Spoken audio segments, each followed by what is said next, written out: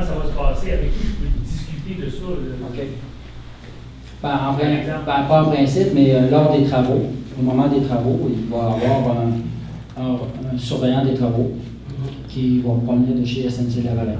Cette personne-là va être habilitée à prendre vos commentaires. Si lui, il n'a pas la réponse, il va soit, mettons, ça touche plus le volet municipal, il va parler à M. Fournier. Si ça touche le volet PQ, ben, on va me refiler la question. Et puis, à ce moment-là, on va y répondre, soit... Mais le point de contact, est-ce que c'est la municipalité? Moi, je dirais non pour mettons, on va prendre un exemple, parce que je suis sûr que ça va arriver, là, de par mon expérience, les entrées privées. Oui. Moi, je voudrais avoir un petit peu plus.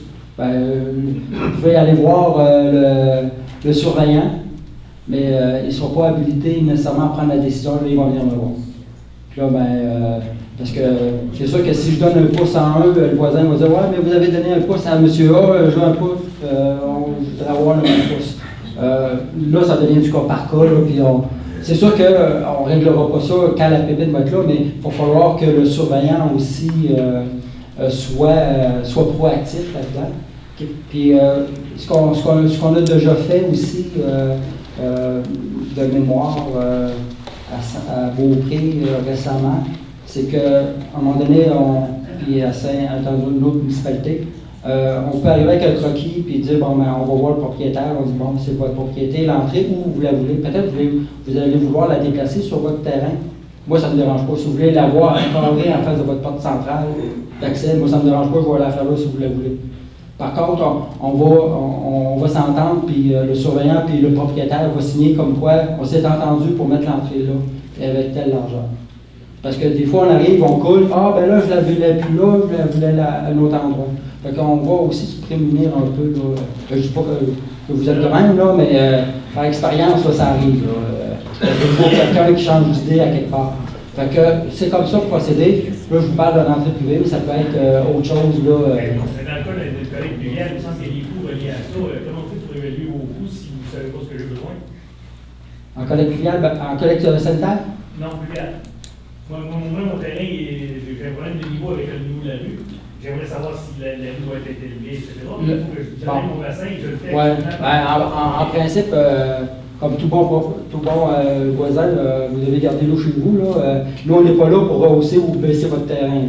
Nous la route, elle reste à peu près au même niveau, okay. Sauf peut-être à certains endroits, parce qu'on ne peut pas jouer. Là. Si on joue avec les niveaux, là, moi, je suis pris avec les entrées privées de bord et d'autre, puis je suis plus capable de gérer ça. Là. Fait que la route est à peu près au même niveau. Et si vous êtes plus bas, moi, je ne vais pas monter votre terrain pour venir vous... Non, mais c'est pour ça que je parlais du studio. Mais dans le fond, le surveillant qu'on parlait tantôt, c'est bon pour tout le monde. Là, si vous cherchez à avoir une information, cherchez les cases blancs. Parce que les cases jaunes, les cases bleues dans le tranché, des fois, ils ne savent pas, mais ils savent qu'on va le trouver. Oh, oui, c'est parce que... Non. Les cases blancs... Excusez-moi. Rencontrer le surveillant. Il va y avoir un bureau de chantier, je ne sais pas où, là, peut-être dans un local qui est vide et que l'entrepreneur va louer, je ne sais pas trop, mais il va y avoir une roulette de chantier dédiée à l'équipe de surveillance.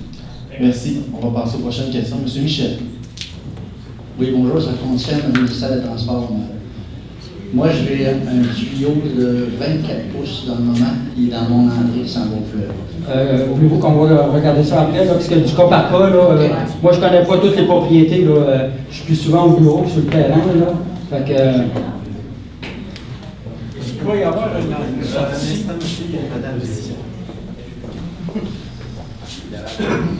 Moi, j'ai demandé à plusieurs reprises que quelqu'un vienne chez moi pour me répondre.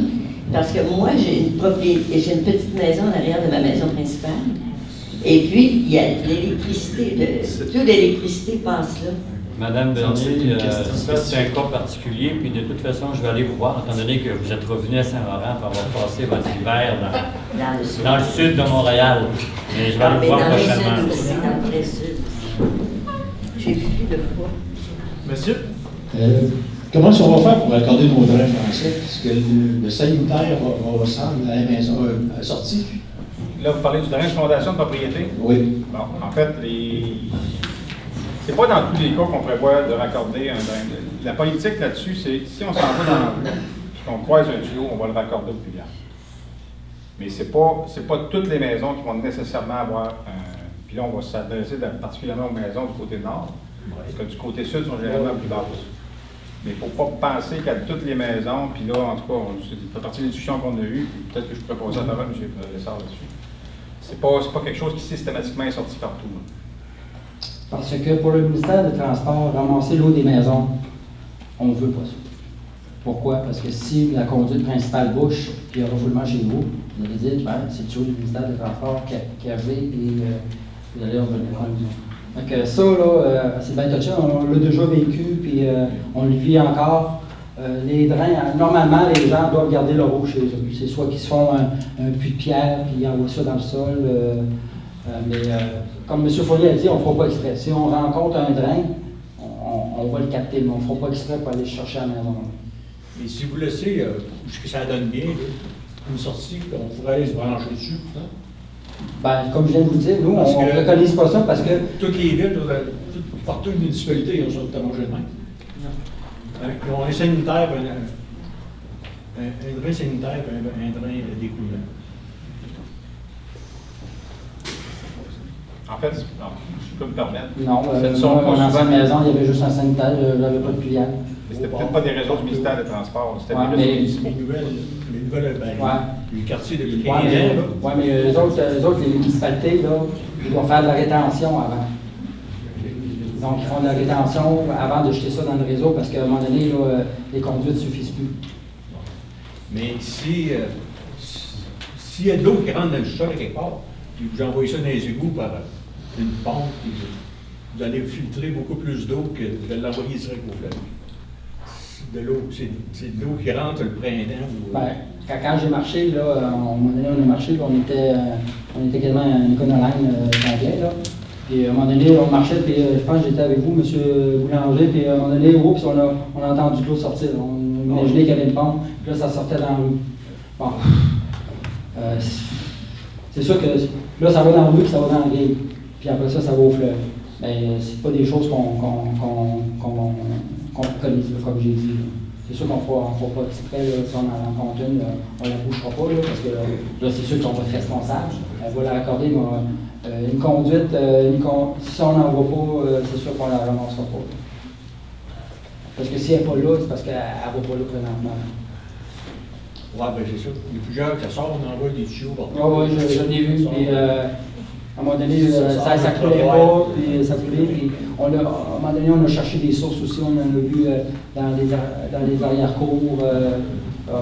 Il y a de tout, c'est sûr. Mais on évite ça pour éviter les réclamations de refoulement chez les propriétaires.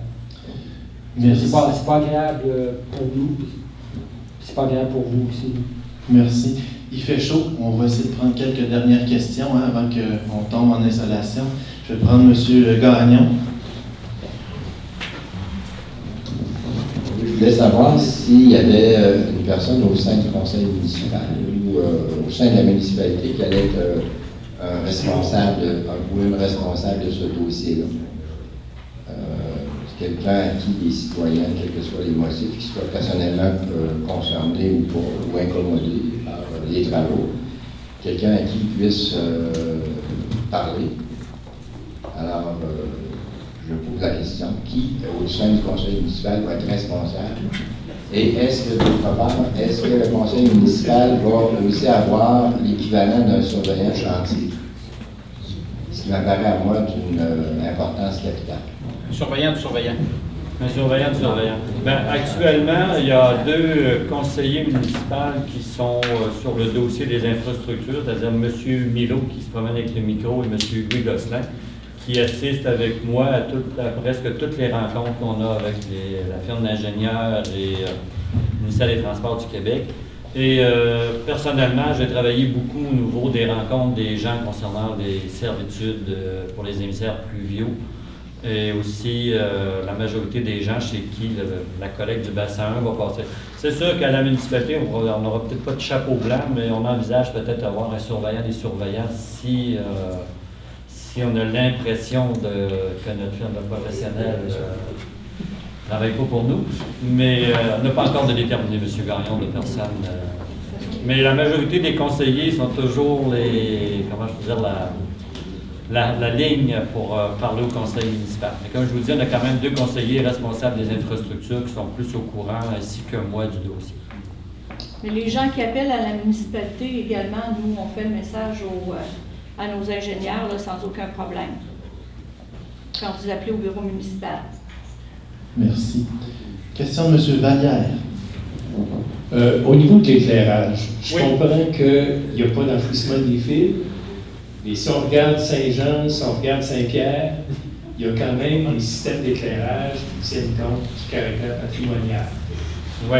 Est-ce que ça va être la même chose à Saint-Laurent où on garde exactement le système actuel? On va regarder le système d'éclairage sur poteaux, parce que les poteaux demeurent là, donc le conseil a décidé que mettre un beau lampadaire à côté d'un poteau d'utilité publique, ça ne serait pas très esthétique. Donc, on va maintenir le genre d'éclairage qu'il y a actuellement, sauf qu'on va uniformiser l'éclairage avec les extrémités de la municipalité. On va mettre l'éclairage au LED, comme on a mis, comme il y a actuellement à chaque extrémité du village. Et la pose et le coût d'achat des nouveaux luminaires est aux frais du ministère des Transports du Québec. Pour répondre aussi à votre question, ce qui s'est fait à Saint-Pierre, les lampadaires, surtout à Saint-Jean, où tous les fils rentrent là-dedans, là, c'est souterrain. Hydro-Québec ne fait plus ça, là, ces petits lampadaires décoratifs-là. Ils ne trouvaient pas ça pratique. C'est joli, là, mais côté pratique, ils ne font plus. Là, en début, on l'avait regardé aussi. Là. Puis si on n'a pas de lampadaire, autre que les luminaires sous les poteaux, aussi, il y a une question, on parlait d'arbres tantôt, là, on parlait, si on avait des lampadaires, là, à part les poteaux de bois, là, on les aurait mis du côté nord. Donc, les côtés nord, encore là, il y a beaucoup de maisons proches de la rue, il y a des arbres. Donc, pour mettre les lampadaires, il faut mettre des barres dans ça. Entre chacune des barres, il faut passer des conduits dans lesquels les fils vont passer pour alimenter chacun des. Ça, là, c'est l'excavation. Puis ça, c'est des prix d'arbres supplémentaires. Donc, puis aussi, mettre les luminaires sur les poteaux de bois du côté sud.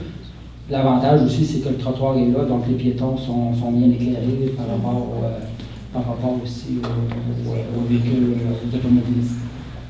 Merci, M. Lessard. Je vais prendre une dernière question, celle de Mme Delille. Je vous remercie pour votre patience et vos excellentes questions ce soir et votre discipline. Ça s'est très bien passé. Je vous remercie beaucoup.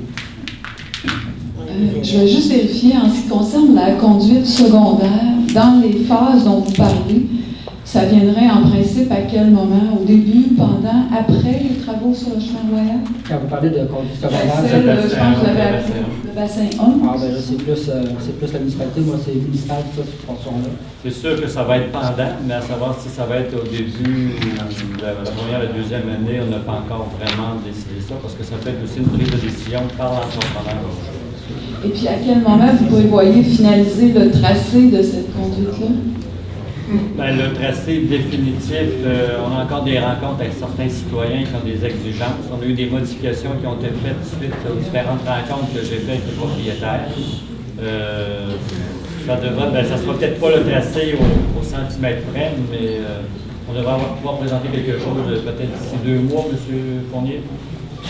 On va suivre, M. le maire. Pour le bassin 1, là, on est assez avancé dans le bassin. Alors, je vous remercie de votre présence. Comme je vous ai dit au début, si vous avez des questions particulières qui touchent votre propriété ou vos inquiétudes, les gens du MPQ et de SLC-Lavalin sont là pour vous répondre.